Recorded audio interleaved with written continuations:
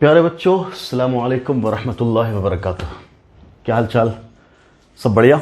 हम लोग पढ़ रहे थे अपना टॉपिक आयनिक इक्विलिब्रियम, और आयनिक इक्विलिब्रियम में अपना ये लेक्चर नंबर 11 है। अभी तक हम लोगों ने 10 लेक्चर अपने कर लिए हैं कंप्लीट आयनिक इक्विलिब्रियम पे। अभी तक हम लोगों ने क्या क्या चीज़ें पढ़ी हैं, तो हम लोगों ने देखा था कि डिफरेंट सॉल्यूशंस में एसिड का पीएच कैसे निकालते हैं ना। इनफैक्ट अपना चैप्टर ही क्या चल रहा था, पीएच कैलकुलेशन, टॉपिक यही चल रहा था। पीएच कैलकुलेशन में अलग अलग टाइप्स के सॉल्यूशन हम लोगों ने अभी तक डिस्कस किए। Single strong acid, more than one strong acid एक सॉल्यूशन में, weak acid, single weak acid है ना, weak acid plus strong acid, इन सब का कॉम्बिनेशन अभी तक हम लोगों ने कर लिया डिस्कस। क्लियर? पिछले लेक्चर में हम लोगों ने डिस्कस किया था कि जब एक वीक एसिड के सॉल्यूशन में कोई दूसरा स्ट्रॉन्ग एसिड डाला जाता है तब क्या होता है, पीएच कैसे निकालते हैं, और क्या फर्क पड़ जाता है डिग्री ऑफ डिसोसिएशन में, किसके, वीक एसिड के। और उसी के रिलेटिवली हम लोगों ने पढ़ा था एक concept that is called common ion effect. क्या होता है कॉमन आयन इफेक्ट, और हम कैसे डील करते हैं कॉमन आयन इफेक्ट के केस में। ये सारी चीजें हम लोगों ने पिछले लेक्चर में कर लिया अपना कंप्लीट। क्लियर? नाउ आज के लेक्चर में हम लोग स्टार्ट करेंगे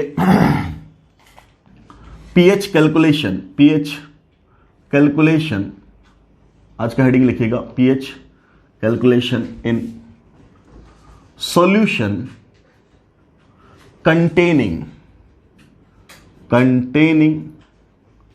more than one weak acids।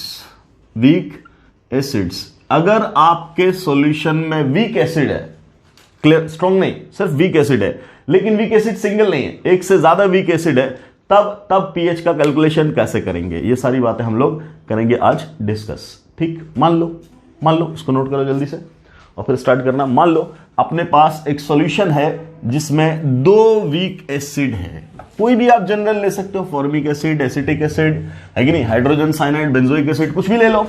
हमने माना सीधा कोई एसिड नहीं लिख रहे, हम सीधा नाम लिख रहे general. Let us consider generally 2 weak acids. हमने माना पहला है HA, क्लियर, और दूसरा है HB, ऐसा लिखा, ऐसा। अगर ये ब्रेक करेगा तो रिवर्सिबली ही ब्रेक करेगा। कैसे रिवर्सिबली ब्रेक करेगा, तो हम लोग बोलेंगे H+ और A-। ये भी ब्रेक करेगा तो क्या देगा, H+ और अपना काउंटर आयन दैट इज, बोलो, B-। ऐसा इस तरीके से ब्रेक करेगा। डन। अब क्या बोल रहे मान लीजिए इसका कॉन्सेंट्रेशन अगर C1 था, क्या था, C1, और उसका डिग्री ऑफ डिसोसिएशन α1। ठीक? तो हम लोग क्या लिखेंगे, इनिशियली तो 0 0, और यहां क्या लिख सकते हैं, C1 माइनस C1 α1, ये तो लिखते थे। यहां क्या लिखेंगे, C1 α1, यहां क्या लिखेंगे, C1 α1, ये तो बनेगा। क्लियर? हम लोग यही चीज सॉल्व कर सकते हैं XY में भी। मान लो यहां से कुछ निकला, क्या निकला, X। Clear? What is X? C1 α1 के बराबर। तो हम क्या लिख देंगे, C1 माइनस X लिख सकते हैं।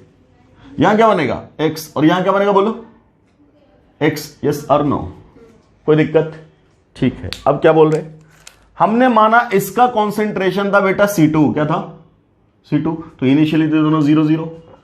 इक्विलिब्रियम पे क्या होगा, फिर बोलेंगे C2 माइनस C2 α2, यस और नो। यहां क्या, C2 α2, और यहां भी क्या, C2 α2। हमने इसको XY के टर्म्स में सॉल्व किया था, क्या बोल रहे हैं, let we can have C2 minus Y, बोल सकते हैं। तो यहां भी क्या बनेगा, Y, और यहां भी क्या बनेगा, बोलो, Y। ऐसी बात। क्लियर? कोई तकलीफ? गुड। ठीक। अब ध्यान से, ये दोनों चीजें कहां चल रही है, एक ही कंटेनर में।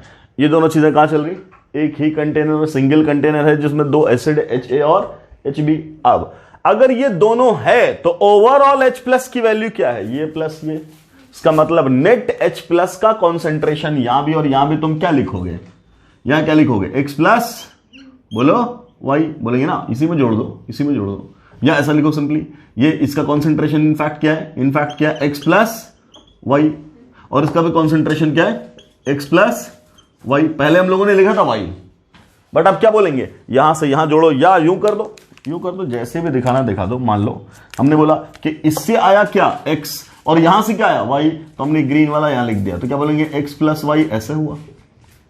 क्लियर है? और क्या लिख रहे हैं कि यहां से क्या आया था y और वहां से क्या आ रहा है x, तो वो चीज यहां जुड़ जाएगी। बोलो कोई कंफ्यूजन? ये हुआ, एनी डाउट? क्लियर? कोई दिक्कत? इसका आयनाइजेशन कांस्टेंट क्या होगा? कुछ भी होगा, लेट इट इज Ka1। इसका भी आयनाइजेशन कांस्टेंट कुछ ना कुछ होगा, एसिड अलग है तो आयनाइजेशन कांस्टेंट तो अलग होना ही है, लेट इट इज Ka2। हम लोग अल्फा में भी सॉल्व कर सकते हैं, हम लोग एक्स वाई में भी सॉल्व कर सकते हैं। अभी तक हम लोगों ने अल्फा में बहुत सॉल्व किया, let us solve in x y. Clear? चलो देखते हैं क्या करेंगे। सबसे पहले एसिड से फ्रॉम HA क्या बोलेंगे? बोलो HA से क्या बोलेंगे? उसका आयनाइजेशन कांस्टेंट क्या बोला है? Ka1। ठीक, तो जब Ka1 बोला है तो Ka1 की वैल्यू मैं क्या लिखूंगा? इक्विलिब्रियम पे कॉन्सेंट्रेशन ऑफ H+ है ना, into concentration of A- divided by HA। Clear? H+ का कॉन्सेंट्रेशन क्या है? X+ Y है, ये वैल्यू, ये वैल्यू, ये वैल्यू, यही ना। A- का कॉन्सेंट्रेशन क्या बेटा? X डिवाइडेड बाय क्या? C1 - X। बोलो अब क्या बोल रहे हैं? Both HA and HB are weak electrolyte, है ना, है कि नहीं? इसका मतलब डिग्री ऑफ डिसोसिएशन क्या होगा? बहुत कम, है कि नहीं? अगर बहुत कम तो क्या बोल रहे हैं? जो बना है यहां से, जो बना था X और यहां से जो बना था Y, वो सब क्या होंगे? नेग्लिजिबल होंगे, नेग्लिजिबल। हम क्या बोलेंगे? क्या बोलेंगे? बोलो C1 के मुकाबले में X क्या होगा? Very very very very less. अरे बोलो नहीं क्या? जो X बना है वो क्या बोलोगे तुम? बहुत कम बना है। क्लियर? और C2 के मुकाबले में Y क्या होगा? Very very less. बोलेंगे? बोलेंगे? अगर ऐसा है तो क्या मैं C1 - X को C1 ही बोल सकता हूं? नेग्लेक्ट कर देंगे जैसे अल्फा नेग्लेक्ट करते थे, कर दिया नेग्लेक्ट। तो ये क्या बचा? X+ Y इंटू क्या? X डिवाइडेड बाय क्या? C1 बचा। ये हुआ लेट इक्वेशन नंबर 1। कोई दिक्कत? ठीक है। ऐसे ही फ्रॉम एसिड HB, ये कहां से था? HA से। और अब कहां से लिख रहे हैं? HB से। HB के अकॉर्डिंग क्या लिखेंगे? दूसरे एसिड के अकॉर्डिंग क्या लिखेंगे? Ka2 को भी क्या हम लोग सेम चीज लिख देंगे? क्या लिखेंगे बेटा? बोलो H+ का कॉन्सेंट्रेशन क्या है? सेम X+ Y, है ना, इंटू B- का कॉन्सेंट्रेशन क्या है? B- का कॉन्सेंट्रेशन बोलो Y डिवाइडेड बाय क्या? C1 - X, sorry divided by C2 - Y। Clear? अब फिर यहां क्या बोल रहे हैं? Y is negligible. तो फिर हमने क्या लिख दिया इसको? बोलिए क्या लिख देंगे? X+ Y into Y divided by C2 and this is equation number 2। Any doubt? ये बना इक्वेशन नंबर 1, ये बना इक्वेशन नंबर 2। कोई प्रॉब्लम नहीं। अब अगर कोई प्रॉब्लम नहीं है तो हम क्या बोल देना आपको? बोलो क्या बोल रहे हैं? इन दोनों को जोड़ दो, है ना, इन दोनों को जोड़ दो। अगर जोड़ देंगे तो क्या बनेगा? Ka1 + Ka2 उतना, है कि नहीं? मान लो लिख दिया हमने, क्या लिख देंगे? Ka, हमने कहा इन दोनों को अगर हम जोड़ दें तो क्या बनेगा? इक्वेशन 1 + इक्वेशन 2 करने बोला मैंने आपको। क्या बोलोगे?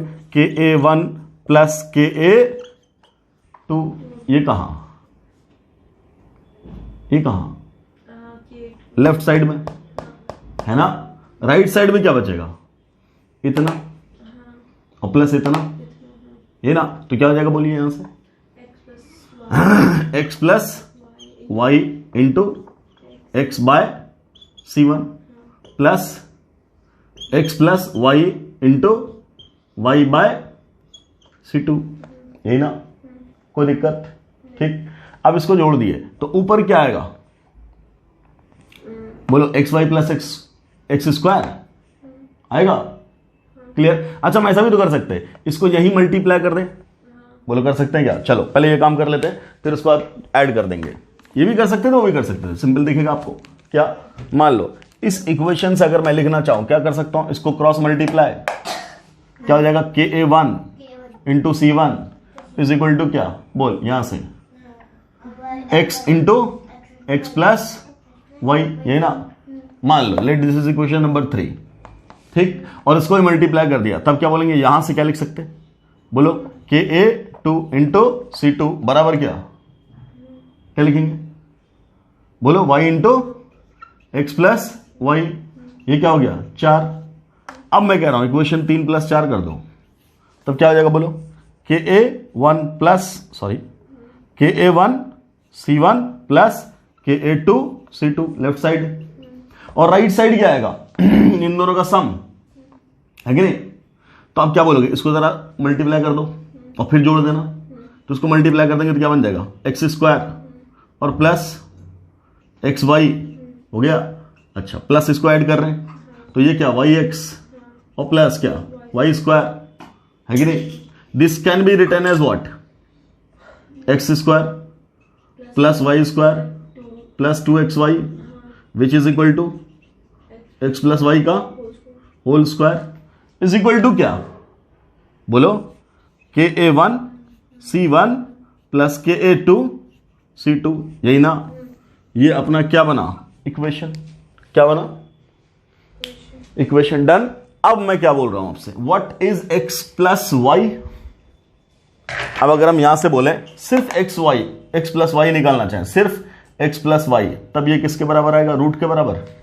किसके रूट के बराबर, रूट अंडर, बोलो KA1 C1 plus root under KA2 C2, यही ना। रूट के अंदर KA1 C1 plus KA2 C2, बोलिए कोई दिक्कत, ये आ गया क्या, रूट के अंदर। What is x plus Y,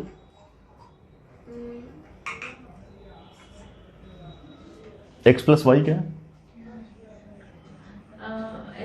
H plus का कॉन्सेंट्रेशन। इसका मतलब नेट सॉल्यूशन में ओवरऑल H प्लस का कॉन्सेंट्रेशन क्या है, in the solution overall H plus concentration, net H plus concentration is what, बोलिए KA1 C1 plus KA2 C2। Clear. 2 acid मिलाया तो ऐसा, 3 एसिड मिलाते तो KA1 C1 plus KA2 C2 plus KA3 C3 and so on, चलता रहता। Clear. सो H plus अगर अपना मिल गया तो pH की वैल्यू निकाल सकते हैं, कोई दिक्कत। ऐसे कैलकुलेट करेंगे क्या, बोलो pH किसमें, मिक्सचर ऑफ वीक एसिड में। अब मैंने बोला क्या, नो डाउट ये तो निकल गया, ये तो निकल गया ना। अब बोले अगर ये निकालना है, ये निकालने के लिए आपको क्या करना पड़ेगा, उस इक्वेशन में जाना पड़ेगा, कहां, KA1 में। क्लियर। तो ये KA1 वाला एक्सप्रेशन क्या है अपना, ये तो है, कोई दिक्कत। ठीक। अब यहां से आप क्या बोलोगे, यहां से क्या बोलोगे, H प्लस का कॉन्सेंट्रेशन वो कहां से निकलेगा, उस फॉर्मूला से, इस फॉर्मूला से। तो H प्लस का कॉन्सेंट्रेशन बराबर क्या है, H प्लस का कॉन्सेंट्रेशन बराबर क्या है, जो निकल के आ गया वैल्यू उसको यहां पुट करेंगे। क्लियर। और साथ में क्या, A माइनस का ही तो कॉन्सेंट्रेशन बचा। क्लियर। और डिवाइडेड बाय क्या, X निकल गया तो क्या बोल दोगे तुम, यहां पे तो X है, C1 दिया रहेगा, इसको सॉल्व करके इक्वेशन बनाएंगे, सॉल्व कर देंगे। क्लियर, कोई दिक्कत। ठीक। क्योंकि यहां पे कोई ऐसा नहीं है कि किसी को नेग्लेक्ट करके हम लोग वैल्यू निकाल सकते हैं, या C की वैल्यू ही नहीं लेंगे, C1 माइनस C1 अल्फा को C1 हम लोग नहीं पुट कर सकते, याद है ना, पिछले केस में कर दिया था। कब जब अपने पास क्या था, कॉमन आयन था। क्लियर है। ठीक। तो pH कैसे निकालेंगे, H प्लस कैसे निकालेंगे, इस इक्वेशन से। डन, कोई दिक्कत।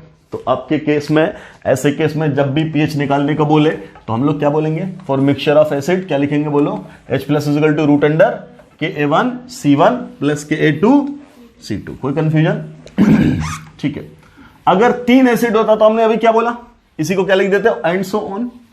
जितना एसिड है सबके साथ यही काम करते चले जाओ, कोई दिक्कत। ठीक है। अब H प्लस का कॉन्सेंट्रेशन हो गया क्या, is equal to root under KA1 C1 plus KA2 C2 and so on. So what about pH, minus of log of H plus ना। And what is H plus, KA1 C1 plus KA2 C2 and so on. इस पे क्या power 1/2, 1/2 को बाहर निकाल दो, है ना। सो pH इज इक्वल टू क्या बोलिए, माइनस ऑफ 1/2 लॉग क्या Ka1 C1 plus Ka2 C2 and so on. यही ना, ये वैल्यू होगी। ये हो गया फाइनली फॉर्मूला किसका, pH का। किसके लिए, जब मिक्सचर ऑफ वीक एसिड है तब। डन, कोई दिक्कत, ठीक है। मान लो हमने आपसे बोला ये सॉल्यूशन है, इसमें एक एसिड है HA, एक एसिड है HB। क्लियर क्लियर, एक एसिड है HA और दूसरा एसिड है HB। दोनों का हम कॉन्सेंट्रेशन आपको दे दे रहे हैं। क्या, इसका कॉन्सेंट्रेशन है 0.1 मोलर, ठीक, क्लियर। और इसका कॉन्सेंट्रेशन है 0.3 मोलर, ऐसा बोला, ठीक। इसका Ka है, Ka इसका आयनाइजेशन कांस्टेंट है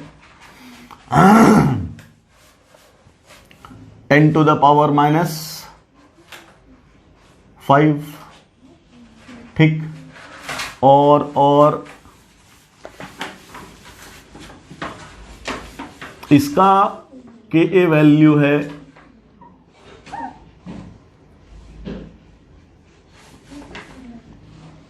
मान लो 2 × 10 to the power -5।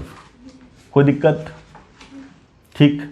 ये मान लो 0.2 मोलर, क्या मान लो 0.2 मोलर, और ये 0.3 मोलर। डन। इसका आयनाइजेशन कांस्टेंट ऐसा, इसका आयनाइजेशन कांस्टेंट ऐसा, और कॉन्सेंट्रेशन ऐसा। क्लियर है। आपको बोला pH निकालो, इस सॉल्यूशन का pH फाइंड आउट करो।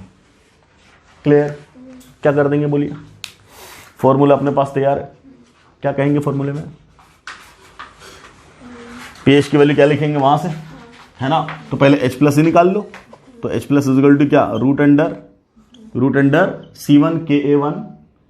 क्या वैल्यू है C1 की, 0.2 इंटू Ka1, 1 × 10 की पावर -5 हो गया, और प्लस क्या C2 Ka2। What is the value of C2, 0.3 into Ka2, 2 × 10 की पावर -5, यही ना। सो यहां क्या बोलो, यहां क्या लिखोगे, ये क्या वैल्यू है 0.2 इंटू 10 की पावर -5 प्लस 0.6 इंटू 10 की पावर -5, बोलिए ऐसा। क्लियर। तो हम लोग यहां से क्या बोलेंगे, 0.2 प्लस 0.6 इज इक्वल टू क्या, 0.8 इंटू क्या 10 की power -5। This can be written as 8 into 10 की पावर -6, है ना। तो यहां से क्या पता चला, H+ का कॉन्सेंट्रेशन क्या निकला, बोलो H+ का कॉन्सेंट्रेशन क्या निकला। तब क्या बोलेंगे, यहां 10 की पावर -3 तो निकल गया, है ना, और साथ में क्या आया 2√2 इंटू 10 की पावर -3, यही ना। ये क्या निकला H+। तो आप pH निकाल देंगे। कैसे निकाल दोगे pH, pH is equal to क्या, माइनस ऑफ लॉग ऑफ क्या बोलिए 2, है ना, इंटू √2, है ना। या चलो ऐसे लिखो पहले 2√2 और बोलो इंटू 10 की पावर -3, यही ना। एक बार हम इसको A बनाएंगे, इसको B बनाएंगे, कर देंगे सॉल्व। क्या करोगे, log A plus log B। तो फॉर्मूला क्या आ जाएगा, pH बराबर क्या आ जाएगा बोलो, माइनस ऑफ, माइनस बाहर लॉग 2√2, है ना, और प्लस लॉग 10 की पावर -3। ऐसे ब्रेक किया है कि नहीं। अच्छा, अब और कर देंगे क्या, अगला क्या, ये A और ये B 2 इंटू √2 है, तो ये भी टूटेगा। कैसे टूटेगा बोलिए, log 2 और प्लस log √2, है ना, और प्लस प्लस प्लस बोलो, एक मिनट। क्लियर। उसके बाद क्या बोलेंगे, -3 को बाहर ले जाए, -3 log 10 हो गया।